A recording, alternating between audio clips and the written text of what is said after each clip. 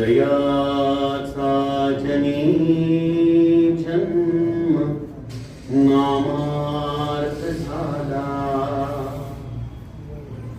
जयाने सदा वास नामात केला, जयाच्या मुखी सर्वदा नाम कीर्ती, नमस्कार त्या ब्रह्म चैतन्य मूर्ती सद्गुरुनाथ महाराज की जय। श्रोता वक्ता श्रीराम समर्थ, जय जय रघुवीर समर्थ। अवधूत चिंतन श्री गुरुदेव दत्त। श्रीराम आपल्या सर्वांच्या हृदयस्थ बसणाऱ्या आत्मारामास साष्टांग प्रणिपात करून आज श्री दत्त सेवा मंडळाकडून हा जो माझा गौरव होत आहे, त्या निमित्ताने उपस्थित आदरणीय आमच्या सर्वांसाठीच दासबोधाचे मार्गदर्शक श्री विजयराव गाडगीळजी, दत्त सेवा मंडळाचे अध्यक्ष श्री बोरकरजी, माझ्यावर विशेष स्नेह करणारे आमचे गोसावी काका, आमचे जयंत कुलकर्णी काका, निलाटे काका आणि आपण सर्व माझे ज्येष्ठ साधक बंधू भगिनी, आपल्या सर्वांना व्यासपीठावरून माझं वंदन। सज्जनो, 4 महिन्यापूर्वी गोसावी काकांचा मला फोन आला की रविदादा, या वर्षीचा हा अवॉर्ड आपण घ्यावा अशी आमच्या सर्व कार्यकारिणीच्या तर्फे मी तुम्हाला विनंती करतो। खरं तर काय बोलावं त्या मिनिटाला काही कळेना, पण दत्तात्रयाची ही जी काही करुणा आहे हे जणू काही त्याचंच एक प्रतीक या रूपाने त्यावेळेला मी त्यांना हो म्हटलं। आणि आज या दत्त जयंतीच्या उत्सवाच्या मंगल क्षणी श्री दत्त सेवा मंडळाकडून हा पुरस्कार मिळवताना खरोखर अत्यंत मनापासून कृतज्ञता वाटते। मी याबद्दल सर्वांचे मनपूर्वक धन्यवाद आणि ऋण व्यक्त करतो। सज्जनो, हा आपला खरं तर घरातला सोहळा आहे। जसं बोरकर काका म्हणाले की आमचे रविदादा चिंचवडचे आहेत, याचा आम्हाला देखील अभिमान आहे, मला देखील अभिमान वाटतो की मी तुमचा आहे। आणि त्यामुळे हा आपला कसा बघितला तर घरातल्या लोकांनी केलेला कौतुक सोहळा आहे। आणि या कौतुक सोहळ्यासाठी एका गोष्टीचं गंमत देखील वाटली की आजचे अध्यक्ष श्री विजयराव गाडगीळजी यांना माझ्यासारख्या माणसाचा बराच अभ्यास करावा लागला। मनामध्ये विचार करत होतो किती चाळणी फिरवावी लागली त्यांना, कोण कोण रवींद्र पाठक शोधावे लागले। मग महाराज मला आतून म्हणाले, अरे बाळा, किंकर शोधायला चाळण्याच जायला लागतात बघा, अनेक चाळण्यांमधून काढल्यानंतर किंकर सापडतो। त्यामुळं ते त्यांनी केलं ते बरोबरच केलेलं आहे। अर्थात विजयरावजी एक वाक्य म्हणाले की मी यांना आधी कधी भेटलो नाही किंवा मी त्यांना ओळखत नव्हतो, हा त्यांचा मुद्दा अगदी बरोबर आहे। पण आम्ही त्यांना लहानपणापासून समर्थ व्यासपीठावरती बघत आलेलो आहोत, त्यांचा दासबोध ऐकत आलेलो आहोत। आणि त्यामुळं जसं आमचे जयंतराव म्हणाले की ह्युमन मॅनेजमेंट किंवा ह्युमन डेव्हलपमेंट मध्ये त्यांनी बरंच कार्य केलेलं आहे आणि दासबोध हा त्याच्यासाठी अत्यंत पूरक असा ग्रंथ घेऊन त्यांनी हे कार्य केलंय। खरोखरच आमच्यासारख्या त्यावेळेला देखील तरुण असलेल्या, म्हणजे आत्ताही तरुण आहोत म्हणून म्हटलं, त्यावेळेलाही तरुण असलेल्या मंडळींसाठी तो एक फार आम्हाला मोलाचं मार्गदर्शन त्यावेळेला ठरलं। असो तर सज्जनो, आता मी माझं मनोगत या रूपाने काही आपल्याशी संवाद साधतो। मला मागच्या वर्षी काशी विद्वत परिषदेच्या तर्फे मानस किंकर हा पुरस्कार जेव्हा मिळाला, त्यानंतर आमच्या पिंपरी चिंचवड उपासना केंद्राने आमच्या उपाध्यक्ष दांडेकर काकांनी एक फार मोठा सोहळा काशीधाम मंगल कार्यालयामध्ये केला होता. आणि त्या प्रसंगी मी एक वाक्य त्या सत्काराच्या निमित्ताने म्हटलं होतं की हा परमार्थ हा प्रांत खर तर उपाधी रहित होण्याचा प्रांत आहे. इथं उपाधी हा खऱ्या अर्थाने अडथळा ठरतो. तुम्हाला जे जे काही या उपाधीच्या आधाराने भगवंत देऊ इच्छित असतो ना, खर तर तो केलेल्या कार्याचा गौरव आहे का येणाऱ्या कार्याच्या परीक्षेची सुरुवात आहे हेच कळत नाही. कारण परमार्थ हा इथं शून्यत्वाकडे जाण्याचा मार्ग असतो. आणि आमच्या समर्थांनी देखील ज्या मनाच्या श्लोकाचं इथं नित्य गायन होतं, मनन होतं, चिंतन होतं, त्यामध्ये आमच्यासारख्या सर्व साधकांना एक अत्यंत मोलाची सूचना देऊन ठेवलेली आहे. काय म्हणतात समर्थ? मना राघवे वीण आशा नको रे, मना मानवाची नको कीर्ती तू रे, जया वर्णिती वेदशास्त्रे पुराणे, तया वर्णिता सर्व ही श्लाघ्यमाणे. जय जय रघुवीर समर्थ. मना राघवे वीण आशा नको रे, मना मानवाची नको कीर्ती तू रे. ते म्हणा या मानवाची कीर्ती गाऊन किंवा या मानवाचं कौतुक करून खरोखर तुझ्या जीवनामध्ये तुला धन्यता प्राप्त होणार आहे का? किंवा या कौतुकाचा स्वीकार जर त्या माणसाने उपाधी म्हणून केला तर त्या माणसाला राघवाची प्राप्ती होणार आहे का? या सगळ्या प्रश्नांचा जेव्हा आपण अंतर्मुख विचार करतो तेव्हा लक्षात येतं की निश्चितच आम्हाला या सगळ्या उपाधींच्या पलीकडे जाऊन कार्य करता यायला पाहिजे, सेवा करता यायला पाहिजे. त्यामुळे आता जेव्हा हा कार्यक्रम चालला होता आणि जेव्हा अध्यक्ष आपलं भाषण करत होते तेव्हा मी मनामध्ये विचार करतो की काय नेमकं बोलावं, कशा पद्धतीने आपल्या भावना व्यक्त कराव्यात.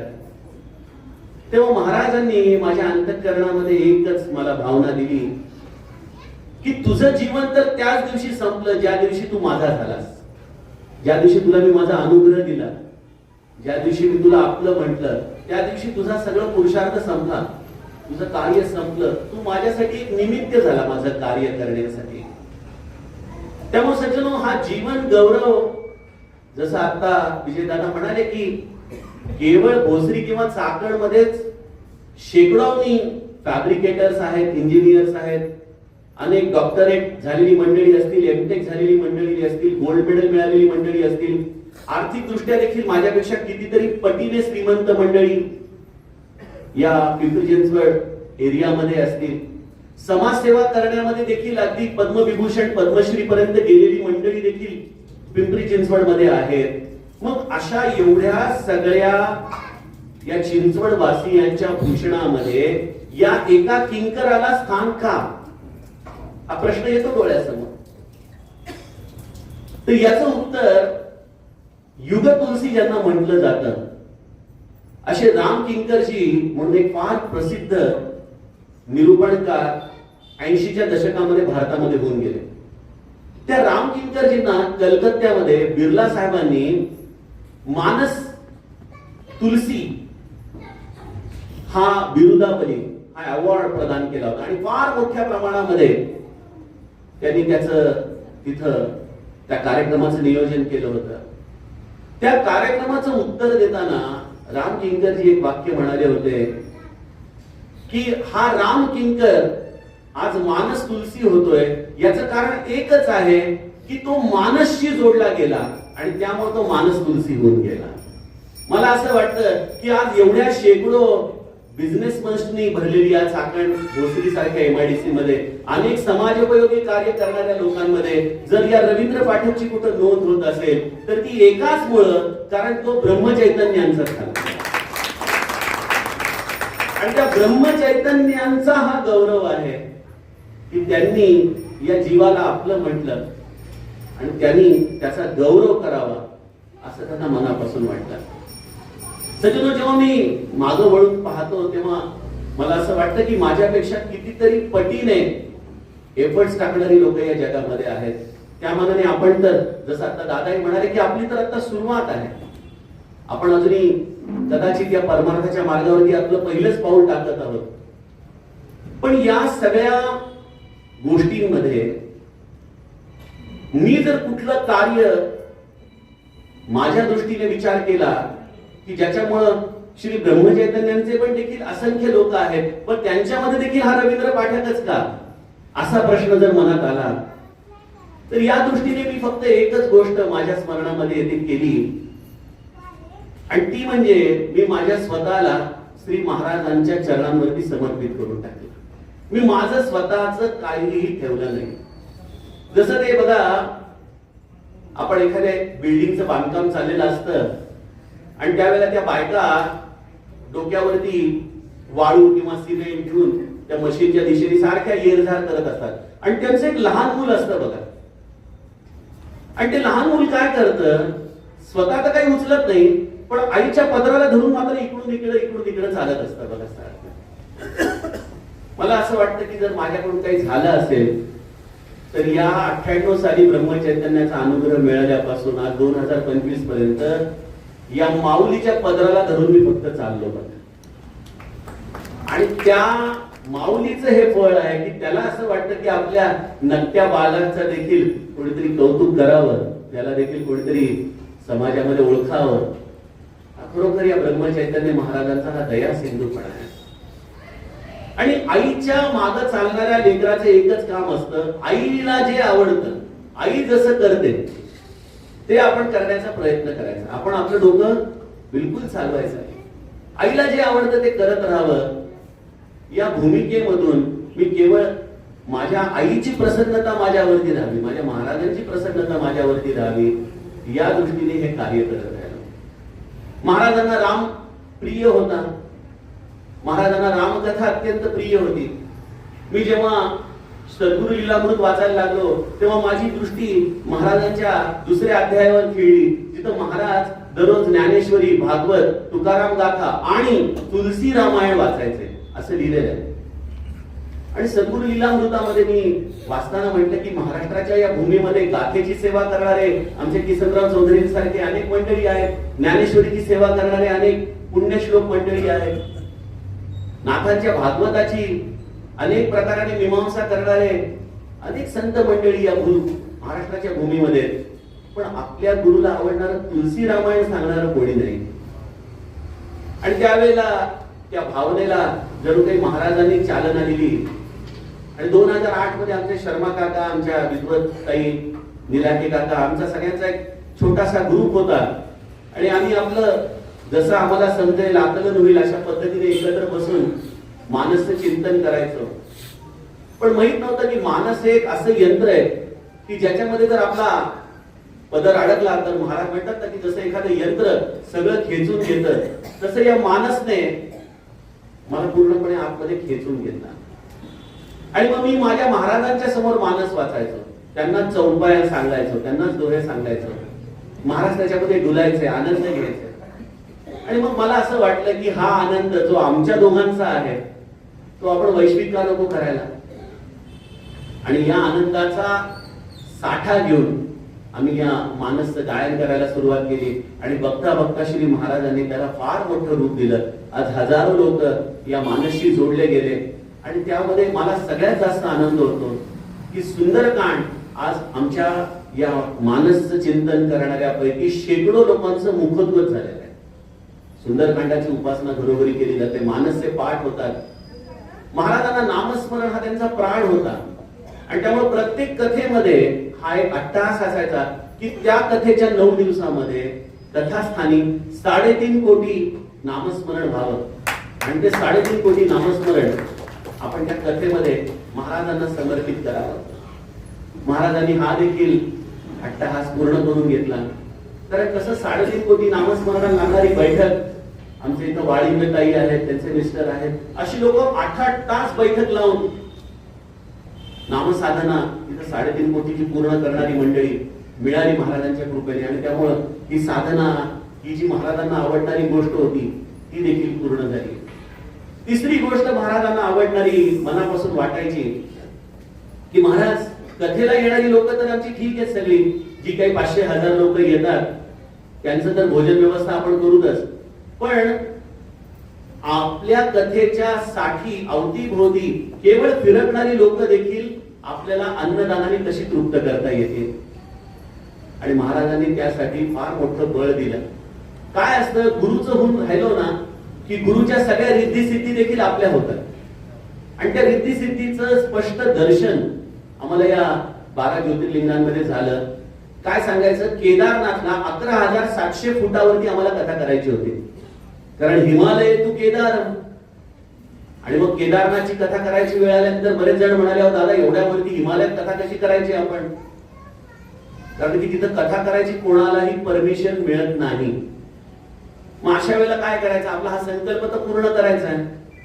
3 महिन्यामध्ये 3 वेळेला केदारनाथ दर्शन किंवा त्या कथेच्या निमित्ताने जाणं झालं. प्रत्येक वेळेला महादेवाला गेल्यानंतर एकच प्रश्न विचारला, तुला ऐकायची ना रे बाबा कथा, बघ काय करायचं, कसं करायचं. आणि मग महादेवाने सगळी चक्र फिरवली, आणि न भूतो अशा पद्धतीने केदारनाथ मंदिराला लागून, अगदी मंदिराला लागून, जणू काही महादेव म्हणाला माझ्याच कानामध्ये सांग कथा, बाकी कोणालाही सांगू नको. अशा पद्धतीने शंकराचार्यांवरती 9 दिवसाची रामकथा केदारनाथच्या ठिकाणी गायली गेली.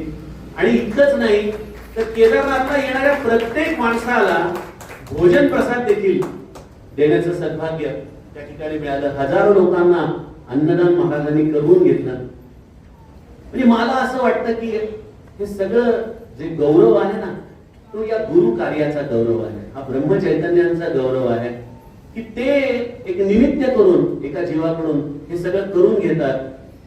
आणि चौथी आणि अत्यंत अवघड गोष्ट जी कायमस्वरूपी करावी लागते ती म्हणजे गोमातेची सेवा. 2017 साली मनामध्ये विचार आला की आपण महाराजांच्या या कार्याला काहीच न्याय देऊ शकत नाही. महाराजांनी स्वतःचं घरदार विकलं होतं गोमातेच्या सेवेसाठी. कसायांकडून गाई सोडवताना महाराजांनी कधी नव्हे तर लोकांसमोर हात देखील पसरले होते की आमच्या या गोमातांना वाचवा. आणि बघा, गोमाता वाचवणं हे आपल्या रामदासी संप्रदायाचं खरं फार मोठं कार्य आहे, जे अत्यंत दुर्लक्षित आहे. आज लोक नामस्मरणासाठी, रामकथेसाठी भरपूर ऊर्जा लावतात, पण लोक गोमातेच्या सेवेसाठी साधा एक सकारात्मक विचार देखील देवाला तयार होत नाहीत. सज्जनो, कृष्णाच्या काळामध्ये जी संपन्नता आपण गोकुळामध्ये ऐकतो, वाचतो, याच्या मागचं सगळ्यात मूलभूत कारण होतं की त्या नंदाच्याकडच्या गोमातांना गोधन म्हटलं जायचं. आज आमच्याकडे गोधन नाही म्हटलं जात. आमचा देश आज गोमातेचं मांस निर्यात करण्यामध्ये जगामध्ये आपण कसे पहिले होऊत याचा वाट बघतोय. आणि त्यामुळं आज देशामध्ये आर्थिक विषमता वाढत चाललेली आहे. आर्थिक मानसिक अस्थैर्य या देशाला ग्रासतंय, कारण आम्ही दत्तात्रेयाच्या मूर्तीला बघतो, पण त्या दत्तात्रेयाने ज्या गायीची पाठराखण केली आहे त्या गायीला आम्ही विसरतो. त्यामुळे आज आमच्या सगळ्यांचं हे अत्यंत मूलभूत कर्तव्य आहे, आणि त्यातही विशेषत्वाने आमच्या देशी गोमातांचं संगोपन करणं हे आमचं कर्तव्य आहे. कारण या होस्टन किंवा जर्सी या गायींनी या देशाला जर काही दिलं असेल तर आजारपणाच्या साखळ्या दिलेल्या आहेत. डायबेटीस, ब्लड प्रेशर या प्रकारच्या सर्व रोगांची जननी या अशा प्रकारच्या दुग्ध उत्पादक करणाऱ्या या गायी ज्या या देशामध्ये घेतल्या जातात, त्यांच्यामुळे आज आपल्याला अनेक प्रकारच्या संकटांना सामोरं जावं लागतंय.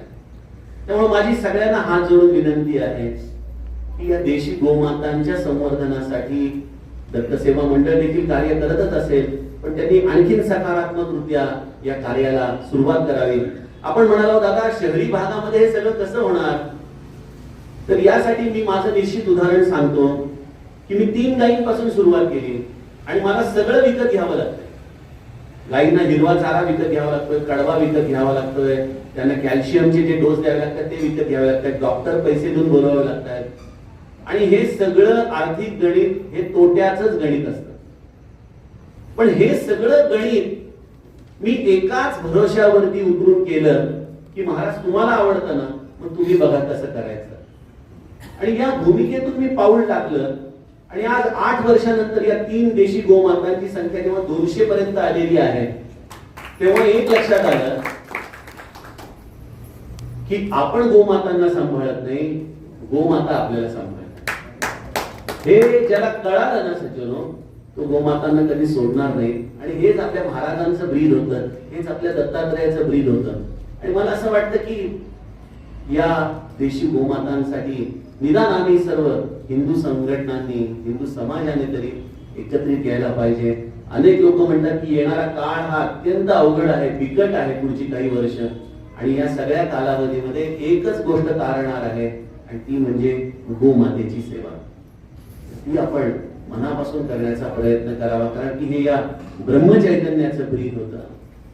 आणि 5वी आणि अत्यंत महत्वाची गोष्ट श्री ब्रह्मचैतन्यांना आवडते ती म्हणजे जगामध्ये महाराज म्हणायचे माझ्यात एकच व्यावहारिक दृष्ट्या दोष आहे आणि तो म्हणजे मी कोणाचं दुःख पाहू शकत नाही. ही संतांची वाणी आपण ऐकतो, प्रवचनांमध्ये सांगतो, पण आचरणात आणण्यासाठी कोण तयार आहे? हा खरा प्रश्न आहे. किंबहुना जगातल्या दुःखाकडे बघून त्यांना शहाणपण शिकवणारीच अनेक लोक भेटतात की तुला तर सांगितलंच होतं हे करू नकोस, तू ऐकलं नाहीस. अशा पद्धतीने अनेक लोक त्या जखमेवरती मीठ चोळण्यामध्येच धन्यता मानतात. पण मी म्हटलं आपल्या महाराजांना हे आवडतं, तर आपण कोणाचाही दोष न बघता त्याच्या या दुःखामध्ये त्याला काय आपण मदत करू शकू याचा विचार करूयात. या दृष्टीने चैतन्य गोशाळा ट्रस्ट या संस्थेची 2019 मध्ये स्थापना केली. इथं काही वेगळी वहिवाट निवडायची नव्हती, पण एक स्वातंत्र्य हवं होतं की आपल्याला जे योग्य वाटतंय ते करताना आपल्याला कुठल्याही प्रकारचा अडथळा यायला नको. आणि 21 साली जेव्हा कोरोना आला आणि त्याचा मी देखील अनुभव घेतला, 10 दिवस आदित्य बिर्ला मध्ये प्रचंड ताप, किती त्याच्यामध्ये उलघाल होती जीवाची ते बघितलं. आणि रामनवमीच्या कालावधीमध्ये आपण लोक विसरणार नाही 21 सालची. अनेक लोक दररोज गेल्याच्या वार्ता येत होत्या, कोण गेलं. माझे देखील 2-3 मित्र वारले. एक मित्राच्या तर 2 मुली होत्या लहान, एक 8 वर्षाची होती, एक 4 वर्षाची होती. आणि हे सगळं ऐकल्यानंतर घरातून बाहेर पडता येत नाही, अंत्यसंस्काराला जाता येत नाहीये. हे बघितल्यानंतर मी म्हटलं महाराज आपण काय फक्त श्रद्धांजली एवढंच लिहायचं का व्हॉट्सअपवर? त्याच्या पलीकडे आपण काही करू शकत नाही का? आणि मनामध्ये विचार आला आणि महाराजांना स्मरण करून अक्षय तृतीयेच्या दिवशी मी माझी स्वतःची पहिली तुलसी दल ट्रस्टच्या अकाउंटला जमा केलं आणि आम्ही 3 परिवारांना दत्तक घेतलं. दत्तक म्हणजे त्यांना दर महिना 5,000 रुपये पेन्शन आपण द्यायची असा मनात निश्चय केला. म्हटलं जितके दिवस पुरतील तितके दिवस पुरतील. आणि आपल्याला महाराजांचं आणखीन एक तत्वज्ञान माहिती आहे की कोणा मागू नका काही. त्यामुळे हा देखील एक मोठा महाराजांनी राम भरोश्यावरती कसं काम करायचं ही एक परीक्षा ठेवलेली असते. आणि आपल्या गुरुला जसं आवडतं तसं आपण करायचं. त्यामुळे कोणा मागू नका काही या भूमिकेमधून मी फक्त आवाहन केलं की आपल्या परिचितांपैकी कोणावरती जर दुर्धर अवस्था आली असेल तर आपण आम्हाला त्या परिवाराचे कॉन्टॅक्ट डिटेल्स द्यावे, कारण की आम्ही त्यांच्यापर्यंत पोहोचू शकत नाही. तर आपण आम्हाला ती माहिती पुरवावी. आणि 15 दिवसामध्ये माझ्याकडे 70 ऍप्लिकेशन्स आहेत. वेगवेगळ्या खेडेगावांमधले, कोणी प्लंबर होते, कोणी भाजीवाले होते, कोणी रिक्षावाले होते, कोणी आपले पुजारी मंडळी होती, ज्यांचं हातावरती पोट होतं. आणि सगळ्यांची पत्र अशीच माझ्याकडे आली की दादा घरामध्ये आजी आजोबा आहेत आणि लहान मुलं आहेत, कमवणारा माणूस गेलेला आहे. वाचल्यानंतर आम्ही पटापट त्यांचा थोडासा ड्यू डिलिजन्स करायचो, कुठून तरी माहिती घ्यायचो, सगळीकडून शहानिशा करायचो आणि लगेच त्यांची केस अप्रूव्ह करून त्यांच्या खात्यामध्ये आम्ही पैसे द्यायला सुरुवात केली. ही स्कीम आम्ही जवळजवळ 2.5 वर्षापर्यंत 70 परिवारांसाठी चालू ठेवली. आणि या 2.5 वर्षामध्ये प्रत्येक परिवाराशी माझा वैयक्तिक संपर्क होता आणि त्या परिवारांना आम्ही त्यांच्या पायावरती उभं राहण्यापर्यंत मदत केली. त्यामध्ये एक सगळ्यात लक्षात राहण्यासारखी केस म्हणजे नागपूरची मोहरी म्हणून फॅमिली होती, ज्यांची मुलगीला वडिलांची वडापावची गाडी आणि आपल्या मुलीला इंजिनिअरिंग करायचं म्हणून त्यांनी इंजिनिअरिंगच्या फर्स्ट इयरला घातलं. फर्स्ट इयर मार्च मध्ये म्हणजे सेकंड सेमिस्टर चालू होतं आणि घरामध्ये तिला कोरोना झाला. वडील आपल्या मुलीला दररोज खायला घालायला आयसीयू मध्ये जाऊन जेवायला घालायचे. त्यामध्ये मुलीचा कोरोना वडिलांनी घेतला. मुलगी डिस्चार्ज होऊन बाहेर आली, पण वडिलांनी अंथरूण धरलं. वडील गेले. वडिलांची गेल्याची वार्ता ऐकून आई देखील गेली. आणि इंजिनिअरिंगच्या पहिल्या वर्षात मुलगी आणि 6वी मध्ये मुलगा, असे 2 जण घरामध्ये राहिले. आणि मग अशा वेळेला ती केस जेव्हा माझ्याकडे आमच्या नागपूरच्या लाखे काकांनी पाठवली, त्यावेळेला त्या केसला आम्ही जेव्हा सपोर्ट केला, त्या मुलीचं इंजिनिअरिंग सगळं पूर्ण करून घेतलं. आज ती मुलगी एका मल्टीनॅशनल मध्ये सर्व्हिसला लागलेली आहे. आणि तिचं पत्र मला आलं की दादा मला अशी तुम्ही आशीर्वाद द्या की आयुष्यात ह्याच्या पुढे अशी वेळ कोणावर आली तर मी देखील तशी मदत करू शकेन. मला वाटतं की ह्याच्यापेक्षा फार मोठी पावती अजूनही मला या कार्यामध्ये कोणाकडून मिळणं अपेक्षित नव्हतं. तर हे सगळं या सगळ्या ब्रह्मचैतन्याच्या भूमिकेला अनुसरून आम्ही हे कार्य करत राहिलो. आमच्याकडे काही शक्ती नव्हती. बघा, मी एक उद्योजक आहे, पण उद्योजक आहे म्हणून काही अब्जाधीश किंवा कोट्याधीश नाहीये. आपल्या लोकांचा पगार पाणी करून बँकेचे हप्ते टिकणार ठरणार नाही, एवढा पैसा कमवून थोडंफार एक उच्च मध्यमवर्गीय जीवन जगण्या इतका होतो. पण मला एक लक्षात आलं की कृपाळूपणे अल्पधारिष्ठ पाय, हे जे समर्थांचं विरुद्धावली आहे ती आम्हाला ब्रह्मचैतन्याने अनुभवायला दिली की तू एक पाऊल टाक पुढं. एका पावलाला मी हात द्यायला तयार आहे. आणि हा सगळा अनुभव पदोपदी येतोय. या 12 ज्योतिर्लिंगांची परिक्रमा काय, लक्षात आलं हे शिवतत्व किती ऊर्जायमान आहे, किती त्याच्यामध्ये राम नामाची ताकद दडलेली आहे. मला असं वाटतं की आपण फक्त स्वतःच्या पलीकडे जाऊन काम करायला शिकलो की अनेक अनुभवांच्या राशी, जसं माऊली म्हणते त्याप्रमाणे मोगरा फुलला फुले वेचिता बहरू करियासी आला, तसे हे अनुभव आपल्या मागे हात धुवून लागतात. आपण एक एक प्रोजेक्ट करत जातो. एक प्रोजेक्ट आपल्याला यामध्ये दिसून येतं की मला काही नको, ही भूमिका जोपर्यंत तुमची स्पष्ट आहे, खरी आहे, तोपर्यंत रामराया आपला हात अखंडपणे आपल्याला देत राहतो. आणि ह्या अनुभवाचं हे सगळं फळ आहे की आज माऊलीने तुमच्या समोर आणून बसवलं आणि या कार्याची एक पावती म्हणून हा जीवन गौरव दिला. माझा खरं तर स्वभाव नाही, मी अनेकदा लोकांना याबद्दल बऱ्याच थोड्याशा उद्वेगाने म्हणत असतो की माझे सत्कार करू नका, मला कुठल्याही प्रकारचा बहुमान देऊ नका. पण मला एक आता परवाच फोन आला आणि ते म्हणाले, दादा हा बहुमान आम्ही तुमचा करत नसतो, तुमच्यामुळे 4 लोकांना प्रेरणा मिळावी असं आमची त्याच्या मागची इच्छा असते. आणि मला हे वाक्य पटलं आणि त्यामुळं हा सगळा बहुमान मी ब्रह्मचैतन्याच्या चरणी अर्पण करतो.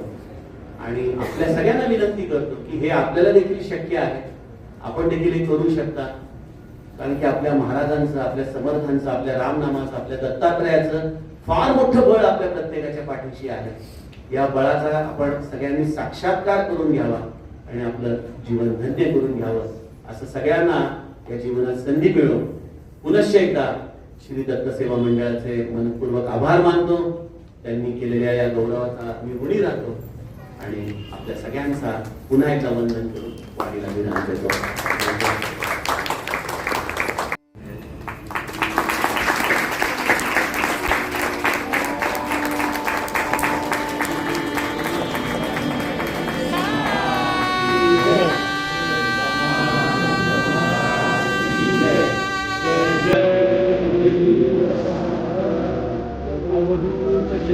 श्री देव दत्त